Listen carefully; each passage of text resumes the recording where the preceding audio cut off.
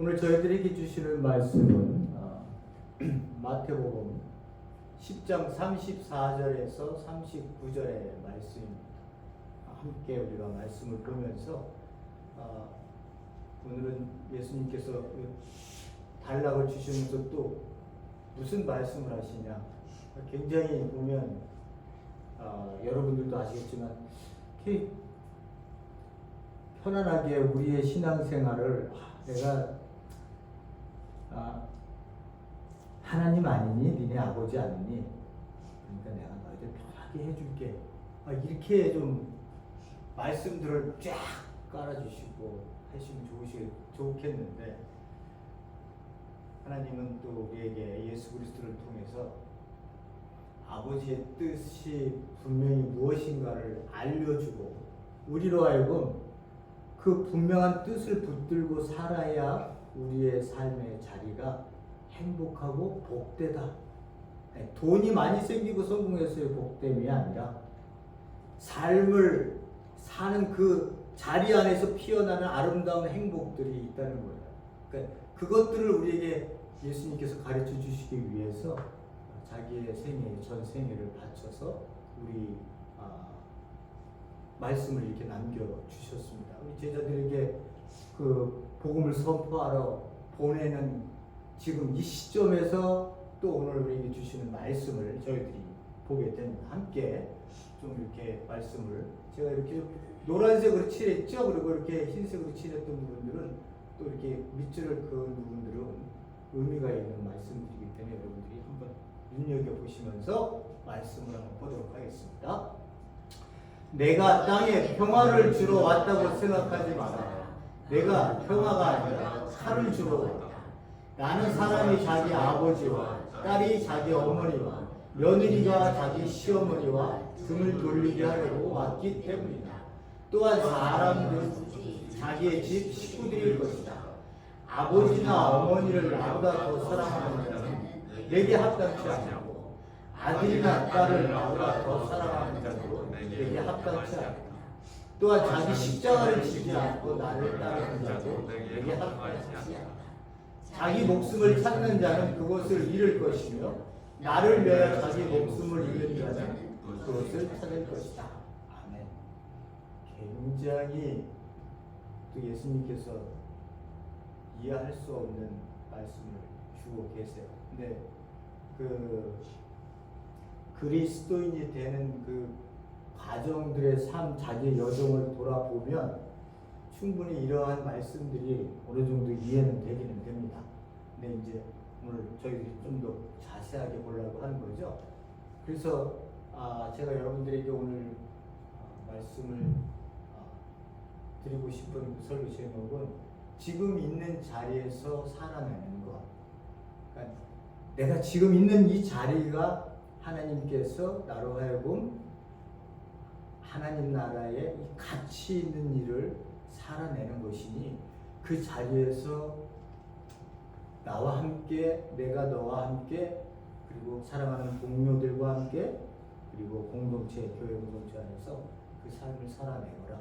그리고 어디에 있든지, 어느 자리에 있든지, 무엇을 하든지 간에 그 자리가 귀한 자리임을 항상 하나님 안에서 깨닫고 그 안에서 아버지의 뜻을 발견하며 행복이 무엇인지를 발견해라 라고 하는 그러한 의미로서 오늘 본문의 말씀을 좀 볼 텐데, 본문의 말씀 자체가 너무 레디컬하고 이렇게 어떻게 살 수 있어 라고 하는 말씀이기 때문에 제가 여러분들과 함께 하시면서 이 자리에서, 우리가 있는 이 자리에서 어떻게 우리가 우리의 삶의 자리를 아름답게 하나님 보시기에 꽃피울 수 있을까라고 하는 부분을 좀 저희들이 볼 수 있도록 하겠습니다.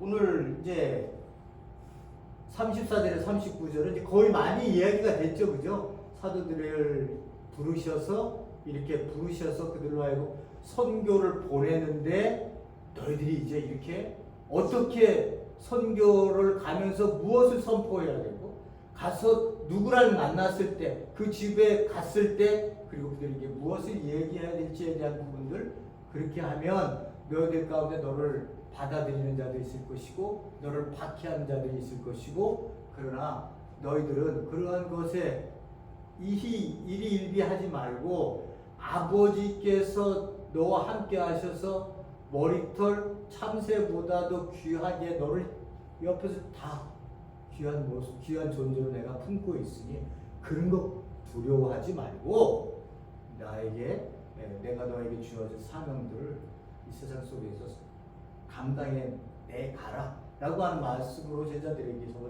저번 시간에 저희들이 봤습니다. 그러니까 우리가 막 살고 있다고 생각하고 하나님을 찾고 막 이렇게 막 살아가고 분주하게 살면 아버지의 뜻이, 아버지의 섬세함이, 아버지의 섭리를 잘 모를 수 있어요. 조금은 천천히 가실 필요가 있습니다. 내 삶의 자리를 돌아보면서 하나님께서 나에게 이 자리를 왜 주셨는지에 대한 부분들을 돌아봐야 될 필요가 있다는 거죠. 근데 오늘 보면 이 가족의 분열을 오늘 말씀을 하세요. 이 가족의 분열을 어떻게 우리가 또 이해를 해야 될지 부분을 보고 그 다음에 다음 시간에 이제 다 제가 마무리 짓고 끝내도록 하겠습니다. 말씀을 좀 이제 제가 정리 좀 해드릴게요. 오늘날에도 지금 뭐 이 순간에도 뭐 한국서부터 전 세계가 수많은 말씀들을 쏟아냅니다만 굉장히 한쪽은 너무 레디컬하게 제가 여러분들에게 말씀드렸던 그 역사적 예수를 너무나 찾다 보니까 이 성경 예수님을 그냥 너덜너덜하게 만들어놨고 성경책을 아주 걸레처럼 만들어 놓은 사람들이 너무 많았어요. 18세기, 17세기, 18세기에 자유주의 신학자들이 이런 일들을 했어요. 예수가 진짜 있었어? 라고 하는 것부터 이 사람들은 이야기를 합니다. 실존 인물이냐 아니면 제자들이 만들어낸 인물이냐 여기서부터 이 사람들이 역사적으로 모든 거를 분명하게 한다는 건 굉장히 좋은 일이고 저희들에게도 그리스도인들에게도 굉장히 좋은 일은 맞아요. 그런데 그 역사에 나타나지 않은 그 모든 것까지 자기네들이 짐작해서 그러니까 저희들이 예수님이 활동하던 시대가 삼국시대 아니에요. 고구려 신라 백자가 움직였었다. 그 시대를 우리가 알면 얼마나 알겠어요. 남겨져 있는 것들 웬걸 왜 더 있겠어요? 그죠? 그 삶의 부분들을 우리가 모르죠. 그래서 오늘날도 어떻게 해요? 고고학자들이 뭐 땅을 전라도 가서 경상도 가서 뭐 저 위에 올라가서 북쪽에 가서 뭐 이렇게 고고학자의 땅을 파다 보니까 뭐 유물이 나오니까 이때 사람들이 이렇게 살았구나 이렇게 우리가 알지 그걸 책으로 본다고 나오겠어요? 아니면은 뭐 어떻게 하겠어요? 그렇게 막 난도질을 해놔갖고 예수님이 말한 진짜 말은 우리가 지금 갖고 있는 예수님의 사복음서에 15%만 예수님이 얘기했다고 얘기를 하는 사람들이 17세기, 18세기에 아주 난도질을 해놨어요. 너무 그러니까 19세기에 이래서는 안 되겠다. 그 영향이 이제 계몽주의 여행으로 결국은 그렇게 난도질을 해놓은 건데, 그렇게 해서는 안 되겠다 해서 이제 신정통주의라고 하는 사람들이 뭐 들어왔습니다. 칼바르트나 밀 브루너, 두트만 이런 사람들이 등장해서 앞장서서 이제 그 자유주의자라고 또 싸웠습니다만, 뭐 커다란 그 지금 뭐 프리스톤 이런 커다란 그 교회 그 신학교들이요 굉장히 많이 그 자유주의 영향을 많이 받았죠. 그래서 많이 이제 신앙을 지키겠다고 나온 사람들이 있습니다만, 이렇게 예수님이 이렇게 얘기했어도 이거를 안 믿어요. 그 사람들. 니네들이 예수라고 하는 인물을 하나 딱 정해놓고 제자들이 이 사람을 신격화시켰다는 거예요. 예수는 진짜 그렇게 살지 않았는데 니네들이 그렇게 써갖고 이렇게 만들어 놓은 거 아니야? 신을 만들어 놓은 거 아니야? 신격화시켰다고 얘기해서 안 믿어요. 그런 사람들이 있습니다. 이럴수록 한국도 지금 그런 이야기들이 막 나와서 너무 개판이니까, 한국이 너무 개판이니까 이제 그런 사람들이 등장해서 막 치고 있습니다. 막 넘어지죠. 그렇게 나오면은 그런 사람들에게 이제 대항을 제대로 하지 못하면 넘어지는 상황이 많습니다. 미국 교회는 모르겠습니다. 자, 제가 이제 말씀을 좀 보려고 하니까요. 그 사람들이 얘기하는 것과 저희들이 보는 성경은 다를 수밖에 없다고 하는 것을 좀 더 그러니까 확실하게 해야 될 필요가 있습니다. 내가 땅에 이 세상에요 평화를 그 샬롬 에이레네라고 하는 단어인데요. 샬롬을 내가 주러 왔다고 생각하지 마라. 내가 땅에 평화 샬롬을 준 게 아니라 주러 온 게 아니라 칼을 주러 왔다. 그 누가복음에서는 이 부분을 얘기하면서 분리시키기 위해서 왔다. 분쟁을 주기 위해서 왔다. 예수님이 그렇게 얘기를 하고 있습니다. 여기서 샬롬은 평화를 하나님과의 관계성, 그 구약에서 얘기하는 샬롬이라고 하는 것은 하나님과 인간과의 관계에 이 죄라고 하는 것이 없어져서 아버지가 나를 아들로 부르고 아버지의 역할을 해주시는 그 하나님과의 관계성을 얘기했을 때 평화가 임하거든요. 그 평화를 샬롬이라고 이렇게 얘기를 했었던 거예요. 근데 여기에서 얘기하는 샬롬은 에이레네라고 하는 단어는 그런 단어나 그런 의미로 갖지는 않고요. 니네들 땅에서 이 모든 사람들이 평화롭게 니네들끼리 살 수 있게끔 하기 위해서 내가 온 줄 알아 이렇게 얘기를 하는 거예요. 그 관계성하고는 조금 차이가 있는 것 같아요. 차원이요. 그래서 내가 너희들에게 온 것이 제자들에게 지금 얘기하는 거예요. 제자들, 니네들 내가 여기 온 게 니네 유대인들 작게 얘기하면 유대인들 니네 이 팔레스타인 지역이 싸움 안 나고 평화롭게 살게 하기 위해서 내가 온 줄 알아? 이렇게 얘기를 하는 거예요. 왜냐하면 구약에 보면 평강의 왕, 화평을 전하는 자의 그 메시아 하나님으로 오신다는 이야기도 있거든요. 그걸 다 사진 많아서 안 얘기를 안 했습니다만 저기들이 한번 보기도 했고요. 그 왕이 오시는데 그 왕의 궁극적 이루는 목적은 마지막 결과는 평화예요.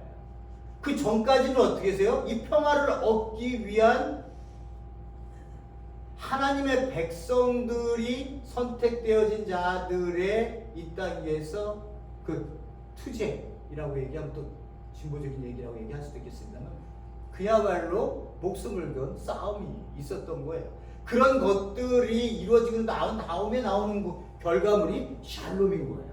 그 샬롬은 뭐예요? 하나님의 통치가 온 세계에 다 이루어졌어. 그 누구도 이제 덤비는 자들이 없어. 악도 없어요. 악도 없어요. 그때는 선택할 필요도 없어. 왜? 하나님의 통치가 다 임하고 있기 때문에 내가 이것이 옳으냐 저것이 옳으냐 선택해야 될 그럴 필요가 없어요. 자유의지 같은 게 필요 없어요.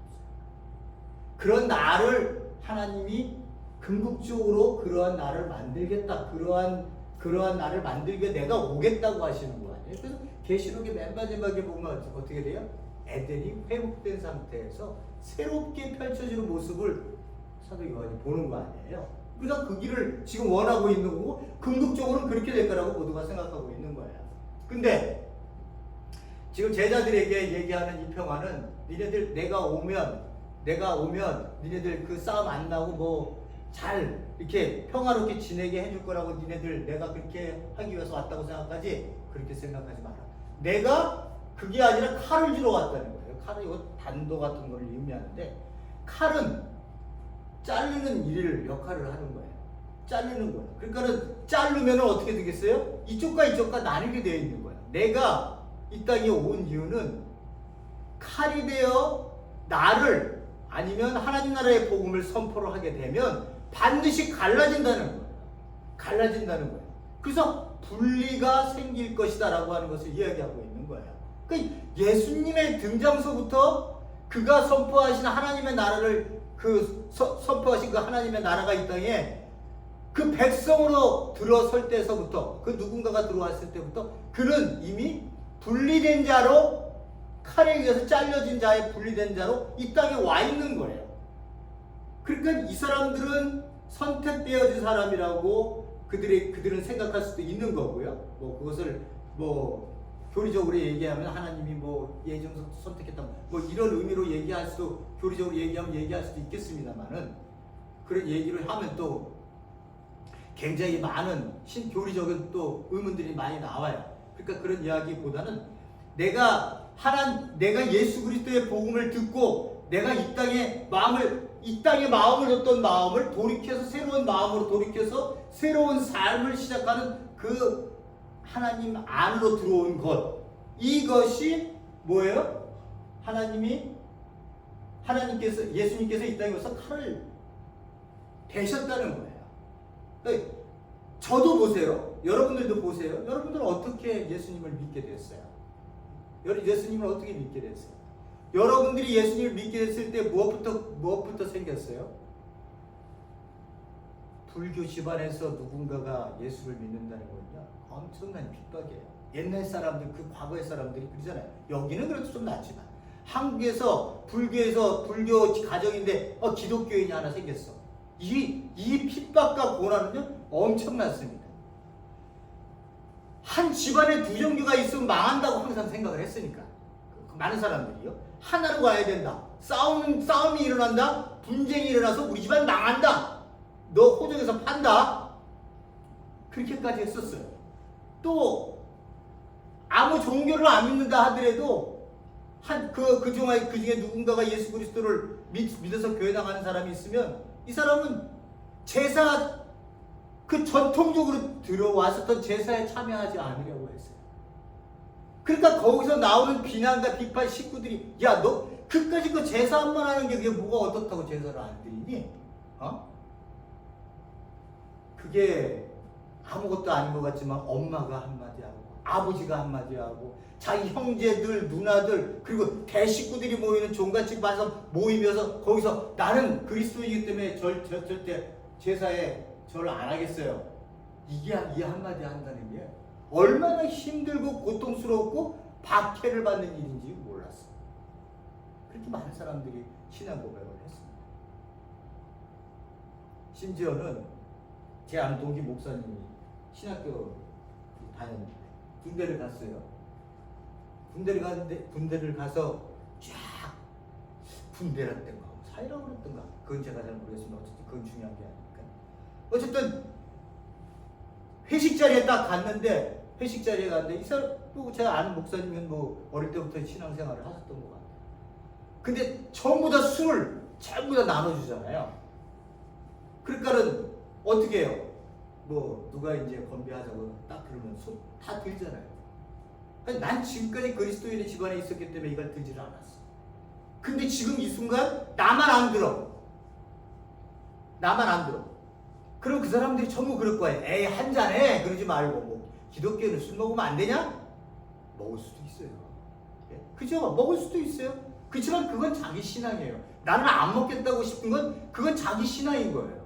그걸 보고 야, 그 쫀쫀하게 왜 안 먹어? 목회자 가갖고 야, 나가 그냥 한 잔 마시고 괜찮아. 그런다고 너 구원 못 받고 그러는 거 아니야. 그렇게 얘기할 수 있어요. 그러나 그 사람이 내가 신앙인으로서 나는 내가 못 먹겠다. 나는 안 먹는 거로 내가 내 순결을 지키겠다고 생각할 때 여기에는 그 누구도 여기다가 잣대를 들이대서는 안 되는 거예요. 그래서 저는 안 먹겠습니다. 그러면 거기 상사도 있고 다 동료들도 있고 다 지금 너만 쳐다보고 있는데 안 먹겠다. 이 친구가 딱 술을 들어서는 자기 머리에다 딱 버리고 붓고 말았어요. 그러면서 나는 그리스도인이기 때문에 술 먹지 않겠습니다. 이 용기에서부터 시작해서 받는 눈길의 핍박서부터 시작해서 이걸 이겨낼 수 있는, 이건 예수님이 얘기했을 때 칼인 거예요. 갈라서야 되는 거예요. 세상 것 지금까지 내가 살았던 삶을 가르는 거예요. 그래서 새로운 길로 가는 거예요. 예수님이 그러게 오신 말씀을 드리는 거예요. 칼로 내가 너희들을 나누기 위해서 왔다. 중요한 얘기죠. 자, 보세요. 그렇게 했더니 책 먼저 나오는 게 가족의 분열이에요.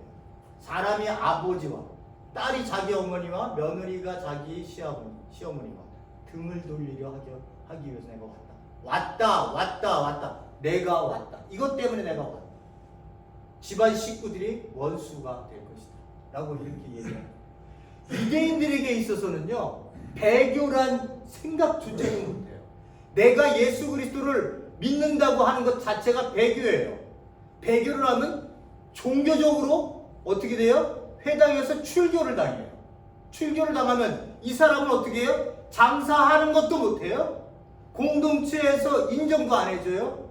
이 사람은 사회생활, 가족에게서부터라도 저기 집에서부터 쫓겨나는 거예요. 배교를 한다는 거예요. 예수 그리스도를 내가 믿는다고 하는 거는요. 예수 그리스도를 믿는다고 하는 하나님의 나라가 이 땅에 와서 그 나라 복음을 전한다는 거는요.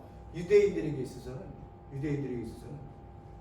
상상할 수 없는 엄청난 일이 자기에게 온다고 하는 것을 종교적으로, 사회적으로, 경제적으로 이것을 감당하지 않으면 이 복음을 믿는다는, 예수 그리스도를 주로 믿는다는 것은 굉장히 힘든 시대의 그 신앙의 모습이었어요. 그러니까 내가 지금 여기서 그리스도인이 된다 그렇게 얘기하면 가족이 먼저 출입다고 해요. 이렇게 내보내버려요. 그게 이제 신명기 13장에 보면 가장 가까운 가족이라도 다른 신을 섬기게 하면 죽여라. 이렇게 하나님이 말씀하시거든요. 그러니까 원수가 되는 거야. 원수가 되는 거야. 그럼 이건 유대인들이었으니까 이렇게 쳐봐요. 예? 그러면 이 사람들은 자기네들이 당해야 될 각오들이 벌써 내가 이거 죽음에 들어선 길이라고 하는 걸 이미 알게 됐고요. 그걸 들고 이제 세상에 나가면 당시 로마 제국이었으니까 로마 제국에서의 그 예수 그리스도를 선포를 한다는 게 얼마나 또한 힘든 일이냐라고 하는 게 또 기다리고 있는 거예요. 자기네 동족한테 버림받고 세상에 나갔는데 세상의 이방 사람들로부터도 버림을 받는 거예요. 그러니까 우리가 저희들이 신학 27권을 읽을 때 주를 그리스도라 시인한다고 해서 시인한다 마음으로 고백하고 아멘한다고 하는 게요. 지금은 우리가 구원을요 너무 교회에서 쉽게 남발을 해서 구원 받았어, 예수 믿으면 구원 받은 거야, 이렇게 쉽게 남발을 하는 거지만 그때 당시에 이 사람들이 얘기하고 있는 내가 주를 그리스도라고 시인하고 그가 이 땅에 보여지는 왕이 아니라 보이지 않는 하나님의 진정한 왕이 계시다라고 하는 이 고백을 한다는 건요 목숨을 거는 거예요. 그러니까 아멘을 함부로 하지 않았어요. 아멘을 함부로 하지 않았어요. 왜? 겁나니까. 그거는 내가 목숨을 내놓겠다고 하는 거랑 똑같기 때문에 그래요. 그래서 이 사람들이 그 일상 로마에서의 삶의 복음을 갖고 살았던 사람들의 그 모습들을 보면요, 그 사람들이 이해하지 못하는 게 한 5가지 정도가 있었어요. 그렇다고 뭐 딱 5가지는 아니에요. 첫 번째, 아니 왜 이 사람들은 지네들이 모였는 그 가정에서 모였으니까 맨 처음에 가정에 갔는데 왜 이 사람들은 신상이 없어? 자기네들은 로마의 모든 종교들이 뭐 거의 다 있어갖고 제가 말씀드렸듯이 종교에서도 자기네들이 합법적으로 인정한 종교들이 있다고 얘기했잖아요. 그럼 로마 종교에 또 어느 종교든 다 신상이 있어요. 신상이. 집에 가도 조그만 신상이 있어요. 나무로 만들었든 그걸 금으로 만들었든 다 신상이 있어요. 근데 이들은 모였는데 신상이 없어. 신상이. 그래놓고선 어디다가 이 사람들은 예배를 드리는 거야?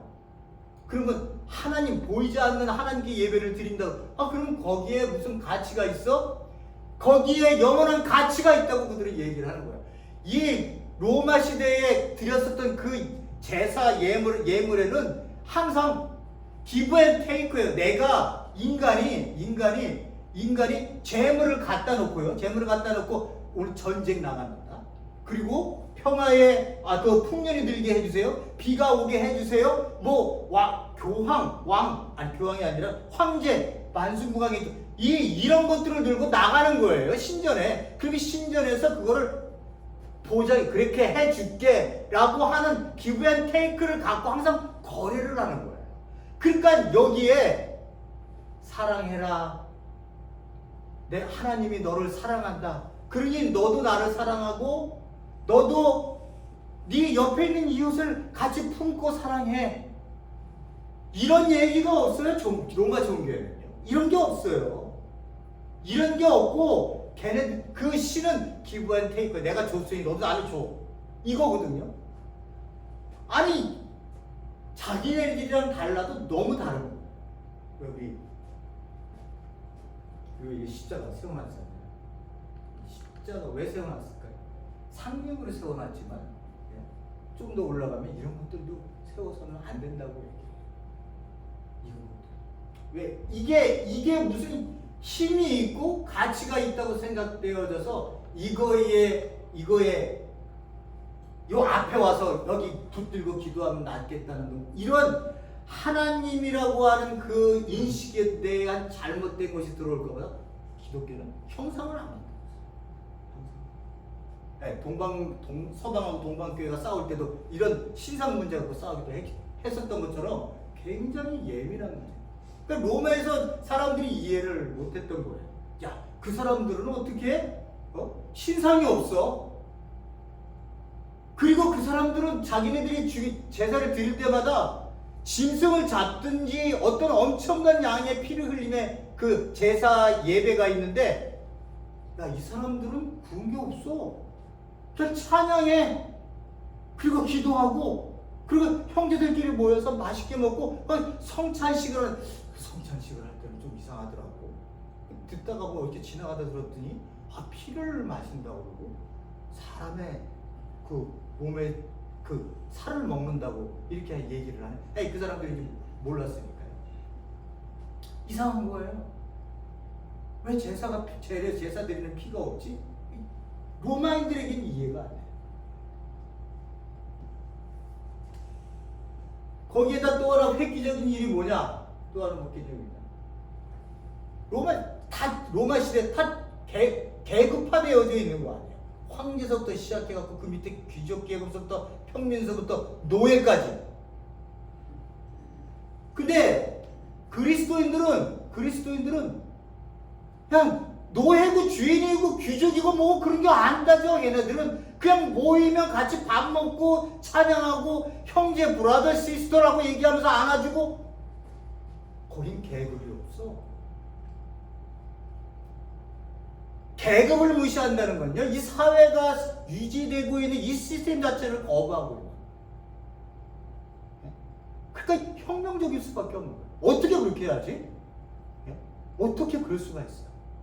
노예가 어떻게 자기 주인하고 같이 밥을 먹으면서 서로 얘기하고 브라더리라고 얘기하고 있는 건 나누고 그를 위해서 기도하고. 로마인들은 절대 이해할 수 없었던 신앙인들의 삶을 살았던 것이 우리 그리스도인들이에요. 그들은 도저히 이해할 수 없어요. 그 혁명을 누가 갖고 오신 거예요? 칼이라고 하는 것을 들고 와, 본인이 말씀하신 것처럼 칼을 내가 너희들이 주러 왔다고 얘기하는 것처럼, 내가 선포하는 이 복음이라고 하는 게 결국은 이 세상 역사의 이 세상 역사, 힘을 가진 자가 모든 것을 좌지우지했었던 이 세상의 역사에 칼을 들이댐을 통해서 잘라내는 그런 세상의 역사는 죽은 역사. 그리스도께서 하나님이 지금까지 너희들을 향한 그 통치는 사랑의 원리의 통치. 그러니까 여러분들이 예수님께서요 말씀하신 복음서나 이런 것들을 보면 뭐 이것 해라 저렇게 해라 뭐 이런 부담이 저기 마지막에도 십자가를 져라 뭐 이런 얘기 하시잖아요. 이걸 부담스럽게 생각하지 마세요.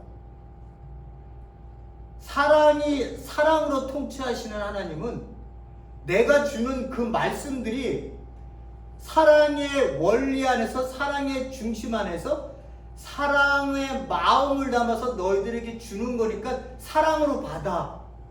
그 사랑으로 받아서 네가 사랑을 알게 되면 네 십자가를 지고 너는 지금 가고 있는 거야. 야, 십자가를 지라고 그랬더니 다 그냥 짐 싸움해갖고 가자. 선교하러 아마존으로 아프리카로 가자. 이게 아니라 예수님이 말씀하시는 모든 그 계명들을 이렇게 보면 그걸 하나님이 사랑하셔서 사랑의 음성을 나에게 지금 선포하고 계시는구나. 그 사랑의 음성으로 그 사랑의 음성을 내가 만났을 때 내가 그 일을 할 수 있겠구나. 예? 그걸 인간의 힘으로 으쌰으쌰. 오늘은 세리토스에서, 내일은 전 세계에 복음하는 거예요. 이딴 얘기하지 말고, 그러니까 둥그름 잡는 얘기하지 말고. 그러면 여러분들이 피곤해요. 목사가 그렇게 얘기하면 여러분들 세계 나가셔야 돼요. 예? 제가 여러분들 출연시켜갖고 너는 아프리카로 가고 너는 이 집사님은 여기 저희 아시아 어디로 갔어요? 아마존으로 여기로 갔어요. 이게 세계로 보낼까요? 예? 그거 왜 그렇게 피곤하게 신앙생활을 하세요? 그런 인간의 힘을 얘기하는 게 아니에요. 예? 인간의 힘, 인간의 열심을 얘기하는 게 아니에요. 나라고 하는 존재가 이 칼이라는 걸 맞았을 때, 예? 그리스도가 내 안에 심장을 뚫고 들어왔을 때, 칼로 심장을 뚫고 들어왔을 때, 내가 세상에서 생각했었던, 지금까지 경험해 왔었던 쓰고 달고 그 엄청난 모든 인생의 그 삶을 그냥 잘라내시는 거예요. 그게 아니라고. 그건 죽은 거라고. 잘라내시고 어떻게 해요? 내 통치 안에 하나님의 나라가 이 땅에 선포됐다고 얘기했을 때 엄청나게 선포됐다고 생각하시잖아요. 그죠? 엄청난 거죠? 혁명적인 거예요. 근데 들어가면 아무것도 아니에요. 하나님의 사랑이 너를 붙들고 있으니 너는 그 사람을 깨닫고 그 사람으로 네 옆에 사람을 사랑해라. 이게 내가 인간으로 내가 너 사랑할게 지금부터. 이게 돼요? 안 되는 거예요.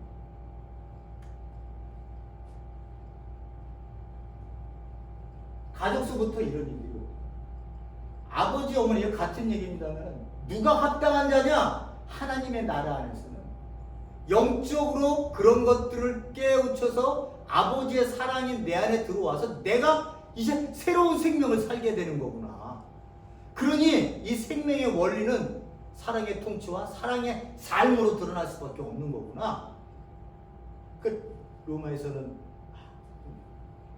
제사를 드려서 기부한 테이크를 했지만 어떻게 해요? 기독교에서는 보이는 사람을 사랑하세요. 나는 당신을 사랑합니다. 하나님이 당신을 얼마나 사랑하는지 모릅니다. 여기 세리토스 시장도 사랑하세요. 네? 유대인들, 그 로마인들은 이해가 안 가. 어떻게 사랑이란 단어가 거기 나와? 힘의 원리로 지금까지 살아왔던 사람들에게 이 사랑이란 이 힘없고 아무것도 가치 없는 것처럼 보이지도 않는 이것으로 살으려니까 그들은 이해가. 그렇게 하니까 가치 없어 보이고 뭐 별거 없어 보이니까 그냥 핍박하고 자기의 정치적인 희생물을 삼다가 313년에 콘스탄틴이 기독교를 공인해 주잖아요. 핍박은 멈췄어요. 그래갖고 테오도시어스 4세기 마지막 거의 중반에 국교로 나가죠. 국교로. 로마는 이제 전부 다 기독교를 믿어야 된다. 여기에 딱 들었으니까 이 사람들이 로마인들이 어떻게 했어요? 자기네 집에 가서 집에 있는 신상들 다 쓸어버리고 거기다 십자가를 딴 거예요.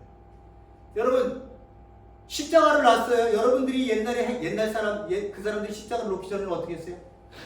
빌었어요. 내 자식 잘 되게 해달라고. 나 성공하게 해달라고. 나 만수무강하게 해달라고. 우리 식구 막 그렇게 빌었어요. 그리고 여기다가 뭐 돈도 갖다 놓을 수도 있고 뭐 곡식도 그렇게 빌었어요. 그거를 치우고 거기다가 십자가를 갖다 놨어요. 여러분 어떻게 했어요? 예? 이 십자가 의미를 알아서 갖다 놓은 거예요. 국교화를 만들어 놨으니까 갖다 놓은 거지. 그렇잖아요? 옛날에 조그만 그 집에서 예배를 드렸던 사람들이 형제 브라덜 막 외치면서 신분 이런 거 그런 게 하나님 안에서 없어. 하나님은 한 사람 모두가 하나가 우리는 하나야. 아버지에게 우리에게 선생도 없어. 우리는 서로 나누고 사랑으로 우리가 그리스도인으로서의 삶을 산다는 게 뭔지를 우리가 이 땅에 그냥 살면 드러나는 걸로 보여지는 것들이 그리스도인들의 삶의 모습이었어요. 근데 이렇게 국교로 딱 만들어 버리니까 어떻게 됐어요? 이걸 다 국교 딱 만드니까 이제는 교회 이 사람들이 주일날 예배를 드리기 위해서 교회를 가야 돼. 근데 집밖에 없네. 집밖에 없잖아요. 조그만 그런 예배에서 드렸던 곳인데 건물을 세워야 되잖아요. 건물. 그거 누가 세워줘요? 우리가 헌금해서 세워요? 아니잖아요. 국가에서 세워줘요. 그것도 국가에서 세워주는데 의리의리하게 세워줘요. 그냥 세우려니 그냥 세울 수 있어? 금딱지 붙일 수 있는 데다 붙여놓고 그냥 휘황찬란하게. 여러분 교회 어느 교회 미국 교회 뭐 이런 데 지금도 가보세요. 큰 교회 이 양탄자 빨간 양탄자 쫙 깔아놨잖아요. 거기로 딱 왔다 갔다 하라고 오늘 들어오는 사람들 그거 왜 깔아놨을까요? 교황이나 황제가 여기 걸어와야 되거든요. 그런데 우리랑 똑같이 이런 평범한 길을 이렇게 걸어오라고 어떻게 하겠어요? 그렇게 할 수 없는 거예요. 그러니까 벌써 기독교 안에 한 국가가 정책적으로 국교화를 만들어버리면 타락하기 시작하는 거예요. 타락해. 뭘로? 물질로. 권력이 난무하기 시작하는 거예요. 난무하기 시작하는 거예요. 양탄자를 쫙 깔아놓은 거예요. 거기 걸어 들어가려고 그러면 저도 걸어 가봤어요. 양탄자. 깔려있으니 제가 벗겨버릴 수도 없고 어떻게 가야 되니까 갔지만 다 그런 의미가 있는 거예요. 그러니까 망하는 거야. 그러니까 우리 한국교회에서 이러잖아요. 대한민국을 뭐 누구를 또 장로를 뽑아갖고 기독교 국가가 되게 만들어야 돼. 그런 쓸데없는 소리를 하는 건 그건 똑같은 원리예요. 콘스탄틴이 그렇게 했던 거나 테오디시오스 황제가 국교화를 만든 거나 똑같은. 그러면 완전히 망하는 거예요. 한국은요. 한국교회는 안 그래요. 그걸 딱 보면서 영적인 사람들이 야 이게 도저히 안 되겠다. 이렇게 하니까 망하네. 이게 십자가의 의미가 뭔지도 모르고 교회 와서 빵빵거리네. 야 목회자들 이게 돈을 이렇게 많이 받아도 되는 거야? 세금은 하나도 안 내. 그때 그 로마 제국 얘기하는 거예요. 국교화되니까 세금을 안 내. 돈은 엄청나게 나한테 줘. 모든 게 보장되어 있어. 거기에 만나는 사람이 왕하고만 만나. 그래서 망하고 이 정책적으로 막 얘기를 해. 그래서 네가 그 사이가 안 좋으면 야 하나님이 네 왕권 하나님이 내시는 거지 네가 낸 거 아니야. 그래서 왕권 때문에 교황이 막 인정하니 않은 이것까지 싸워. 막 이렇게 돼버리니까 얼마나 로마 그 자체 안에도 얼마나 힘들었겠어요. 그러니까 영적인 사람이 딱 보니까 영적인 사람들이 그 교회 와서 보니까 이건 아니야. 그러니까 에휴 안 되겠다. 내가 여기서 싸우니 나가지. 그래서 수도원으로 가. 수도사들이 그래서 그 황량한 지역으로 뭐 어떻게 해요? 이 세속도시는 그렇게 다 망하게 놔둬라. 우리 간다. 그래갖고 수도사로 나가는 거예요. 사람들이. 그래갖고 수도사에 들어가갖고 이제 캐톨릭이 그렇게 갔다는 거죠. 그 캐톨릭의 후예가 캐톨릭이 결국은 뭐 그렇게 해서 이제 갔지만 뭐 그게 뭐 인간들이 지네끼리 모인다고 뭐 그것도 또 얘기하면 깁니다만 그렇게 어쨌든 그렇게 됐어요. 예. 그러니까 하나님의 나라보다 예수 그리스도의 나라, 예수 그리스도 안에서의 그 맺어진 그 영적 존재 안에서의 그 그죠? 여기서 이제 엄마, 아빠 얘기합니다만 제가 말씀드릴게요. 봐보세요. 처음에 예수님이 어떤 고통을 받는지 마가복음 3장 20장 21절에 뭐라 예수께서 한 집에 들어가시니 무리가 다시 모임으로 식사할 겨를 예수님이 얼마나 유명해서 밥 먹을 시간이 없어. 계속 사람들이 꾸역꾸역 들어와서 머리 뒤밀고 해주세요.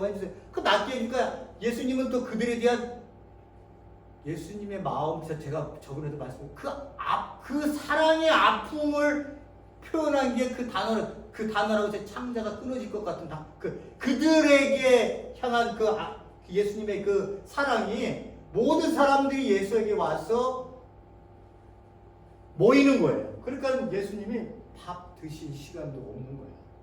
그러니까 이 가족들이 예수의 가족들이 그 소문을 들어요. 네? 그리고 어떻게 했냐? 예수님을 붙잡으러 왔어요. 붙잡으러 식구들이. 네? 예수님이 그런 분인 줄 그 가족들은 안다는 거예요, 모른다는 거예요. 지금 메시아로 오셨다는 거 안다는 거예요, 모른다는 거예요. 모른다는 거 아니에요. 그러니까 붙잡는다는 거. 왜? 미쳤대. 야, 예수님 미쳤대. 야, 이거 안 되겠다. 야, 예수한테 빨리 가자. 식구들이 간 거예요. 그 미쳤다고 누가 했겠어요? 동네 사람들이 얘기했겠죠. 동네 사람들 중에서 누가 얘기했어요? 종교 지도자들이 얘기를 했겠죠. 사람 고치고 막, 야, 난리가 났어. 근데 종교 지도자들이, 야, 저거 귀신의 왕일 힘이 들어가갖고, 그 귀신의 왕이 막 사람들을 쫓아내고 있어. 야, 미쳤어. 니집 니 가봐, 한번. 이렇게 해서 온 거예요, 붙잡을. 누가 맨 먼저 트러블이 생겨요? 가족이 먼저 생겨요. 가족.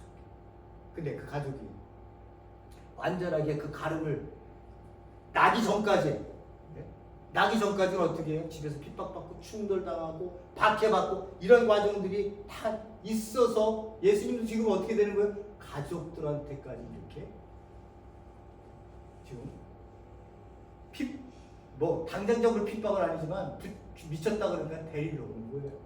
걱정이 되니까. 자, 보세요. 하나님 나라 안에서 재편되어진 식구들이 누구? 예수께서 우리에게 말씀하실 때 그 모친과 동생들이 예수께 말하라고 밖에 섰더니, 같은 의미일 수도 있겠습니다. 같은 상황에서 쓰여진 것일 수도 있겠습니다만 어쨌든 이 상황은 좀 다르게 표현을 했으니까요. 이렇게 예수님을 만나려고 식구들이, 모친과 동생들이 왔어요. 그러니까 한 사람이 예수께 여쭤보되, 어떤 사람이 예수님께 말하려고, 예수님, 어머니하고요, 동생들이 당신에게 지금 말하려고요, 저 바깥에 있어요. 왜? 사람들이 항상 많으니까 들어가지를 못하는 거예요. 가득 찬 거예요, 예수님 계신 곳에. 그러니까 사람이 이제 예수님한테 얘기를 한 거예요. 바깥에요, 엄마하고 동생들이 와 있어요. 그랬더니 예수님께서 말했을 때, 예수님이 말씀을 하시거든요. 누가 내 모친이고 누가 내 동생들이냐. 아니, 나 같으면, 엄마 오셨어요? 야, 길 좀 비켜줘. 이렇게 들어오시게. 엄마, 이제 들어오세요. 이쪽으로. 저희 권력 있어요. 이렇게 얘기할 수도 있잖아요. 그죠? 근데 예수님은 단호하세요. 인간적으로 맺어진 엄마와 아빠의 관계가 하나님과의 관계성 속에서 끊어졌다면 이건 하나님의 나라에 합당한 엄마의 아빠의 모습이 아니에요. 왜요? 제가 맨날 말씀드리잖아요. 세상 역사에 엄마, 아빠, 그리고 엄마, 아빠의 아빠, 이 위로 올라가고 전부 세상적 사고 의식에 가득해서 아버지가 아들을, 또 아들을 낳으면 또 그 아들에게 똑같은 세상적 방식의 삶 가치관을 주어진 거예요. 이 세상적 가치관의 삶은 뭐예요? 성공해야 된다. 그러기 위해서는 힘을 가져야 되고, 그게 재물이 됐던, 그것이 공부가 됐던, 힘을 가져서 너가 권력을 잡고 힘을 가진 자의 통치자로 이 세상을 살아나가야 돼. 그게 성공한 거야라고 끝까지 제가 예수 그리스도를 믿기 전까지 우리 엄마 아버지도 똑같았던 거예요. 똑같은. 그게 세상의 역사예요. 그러니까 예수님이 이 땅에 오셔서 새로운 칼을 들이대서 잘라버리고 이 나라 안에 들어온 사람은 그 세상의 역사 속에서 주었던 이 가치관이 죽음으로 가는 사람적 가치관이라고 하는 것을 깨닫게 돼 있는 거예요.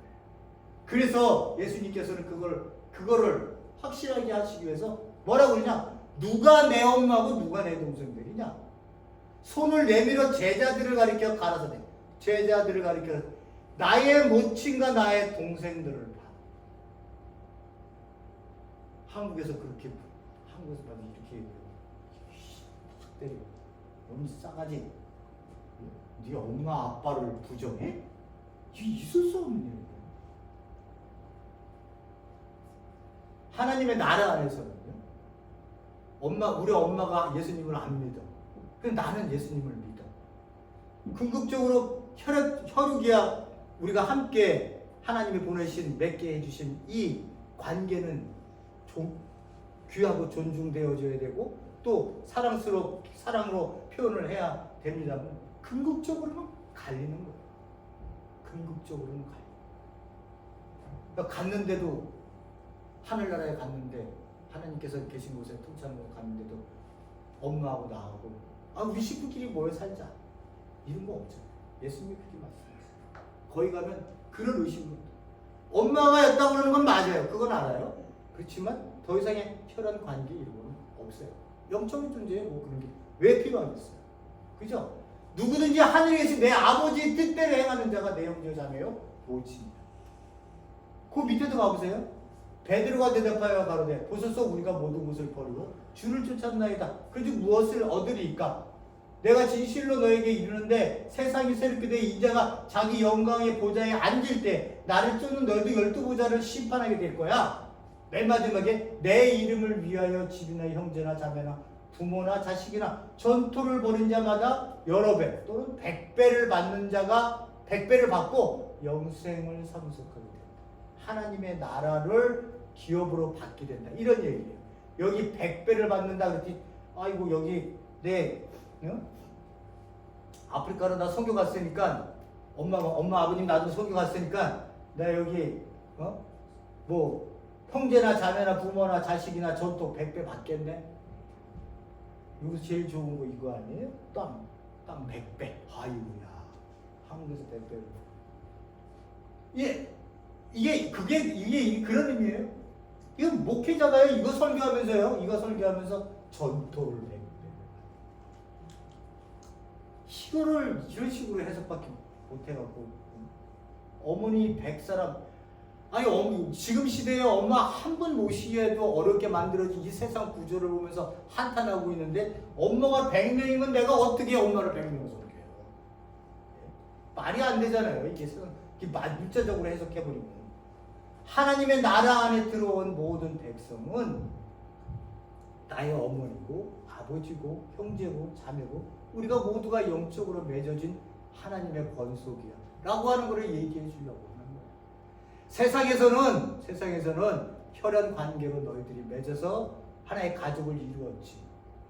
그러나 내가 이 땅에 온 이유는 그 맺어진 관계 속에서 형성되어진 이 가족이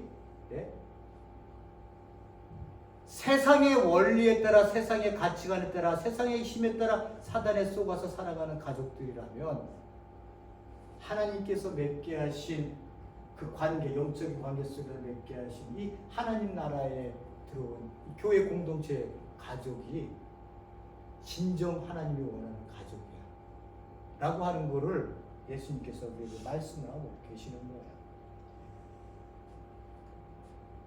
그럼 저희 엄마 아버지 안 믿으면 어떻게 해요? 나는 믿는데 어떻게 살아야 되겠어요? 그건 뻔한 거죠. 사랑하세요. 그죠? 어머니 아버지를 위해서 그리스도께서 이 땅에 나를 위해 십자가에 돌아가셔서 나를 살게 하신 것처럼 내 엄마 아빠가 나를 핍박하고 나를 교회에 못 나가게 한다 할지라도 어떻게 해요? 엄마 아빠를 미워하는 게 아니라 예수님 같으면 그러면 야 집어치워라. 그 인간들은 안 될 시간이다. 지옥에 가게 놔둬라. 이렇게 하시겠어요? 너 그 자리에서 네가 하나님께서 주신 그 힘들고 어려운 자리를 내가 지금 너에게 주었으니 너는 지금부터 내가 너를 위해서 내 아들을 죽인 그 사랑으로 네 부모를 섬겨라. 네가 힘들다는 거 내가 다 알고 있어. 그러나 내가 너와 함께해서 네가 그 힘든 자리를 신앙으로 이겨나갈 수 있게끔 내가 너와 함께 할 거니까 걱정하지 말고 엄마 아빠가 비록 아버지를 하나님을 알지 못해서 이렇게 너에게 핍박을 준다 하더라도 네가 울며 기도하는 그 자리에 내가 함께하고 있으니 걱정하지 말라고 하나님은 우리에게 네 있는 자리가 중요한 거야. 그 엄마 아버지가 그런데 핍박한다고 나 선교사 갈래? 선교 갈 수도 있어요. 그죠? 근데 그런 자가 아니라면 어떻게 얘기를 해야 되겠어요? 하나님 이걸 피해 주세요. 그렇게 기도할 수도 있겠죠.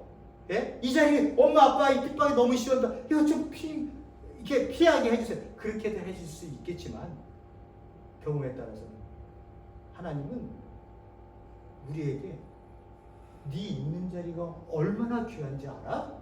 네가 지금 내 대신 살고 있는 거야. 너를 핍박하는 게 누구를 핍박? 예수를 핍박하고 있는 거야. 사도 바울이 그 예수님 만났을 때 예수님이 그렇게 말씀하셨잖아요. 네가 핍박하는 게 바로 그 교회가 바로 나다. 그러니 너는 그 자리에서 네 십자가를 져야 되는 거야. 십자가가 뭐예요? 여기 얘기하는 것처럼 죄송합니다. 십자가가 뭐예요? 맨 마지막 보세요. 자기 십자가를 지지 않고 나를 따르지 않는 자도 합당치 않다는 거예요. 그것도 뭐라고요? 자기 목숨, 자기 생명, 육체적 생명을 찾는 자는 그것을 잃어버리는데 뭘 잃어버려요? 영적 생명을 잃어버릴 것이다. 그러나 나를 위하여 육적 생명을 잃는 자는 영적 생명을 찾을 것이다. 이렇게 예수님이 말씀하고 계십니다. 그러니까 십자가는 어디로 갈 수 있다고요? 죽음으로 갈 수 있다. 순교를 각오하는 마음으로 살아갈 수 있다. 근데 그게 세상적 힘이 아니라 사랑의 힘, 사랑의 파워로 내가 그 자리를 지키고 그 자리가 그 자리에서 하나님이 나와 함께해서 그거를 신앙생활을 할 수 있게끔 나로 끝까지 붙드셔서 가시겠다고 하는 이 믿음을 너는 내 안에서 내가 너를 사랑하고 그 모든 것이 이루어졌으니 그 마음을 좀 알아줬으면 좋겠다. 그 마음에 네 삶이 사라졌으면 좋겠다. 그러다가 어머니 아버님 안 믿을 수도 있어요. 그러다가 어머니 아버님 교회 나갈 수도 있어요. 나는 몰라요. 나는 살 뿐이에요. 살 뿐이에요. 교회 와서 종교생활하면 안 된다고. 교회 와서 종교생활하지 말라고 자꾸 얘기하는 이유가 그런 이유예요. 뭐 기도 세게 하면 뭐 어떻게 될 거라고 생각하고 그렇게 얘기하지 말라. 그 삶의 자리를 귀하게 생각하시고 이 자리에서 아버지께서 이 땅에 보내신 예수 그리스도가 선포하신 그 선포의 가치가 나를 통해 지금 드러날 수 있는 그 엄청난 신앙의 모습을 지금 내가 그 순간을 살고 있는 거예요. 저도 똑같고 여러분도 똑같은 거야. 그러니까 우리가 예수님께서 이 십자가를 져라. 십자가 죽음으로 우리를 생명을 끊어갈 수도 있겠지만 그렇게 됐을 때 영적 생명이 너 안에서 보장되어져 내가 너에게 주겠다고 그런 말씀으로도 위로하고 계시는 거예요. 종교 생활하면서 이렇게 하시지 마시고 참된 신앙 생활을 하실 수 있는 그 삶이 나에게 드러날 수 있는 그런 순간이 될 수 있기를 간절히 기도합니다. 고맙고 감사하신 하나님 아버지, 우리는 너무나도 많은 종교 생활에 찌들겨 있습니다. 11조 내고 뭐 헌금해서 뭐 하나님께 드리고 뭐 집에 땅에 재산을 뭐 어떻게 처벌해서 하나님 그러면 하나님께서 이걸 채워주시고 이렇게 하면 하나님이 병을 낫게 해주시고 이런 종교 생활에 우리가 하나님께서 우리의 삶을 주신 것이 아니라 주신 자리 안에서 삶을 살아내라고 주신 이 삶의 자리를 귀하게 여길 수 있는 우리 성도님들이 되게 도와주시고 오늘 주시는 말씀에도 우리의 결단과 함께 하나님 앞에 마음을 활짝 열고 아버지의 마음을 만나는 시간들이 많아질 수 있게 도와주시옵소서. 예수님 이름으로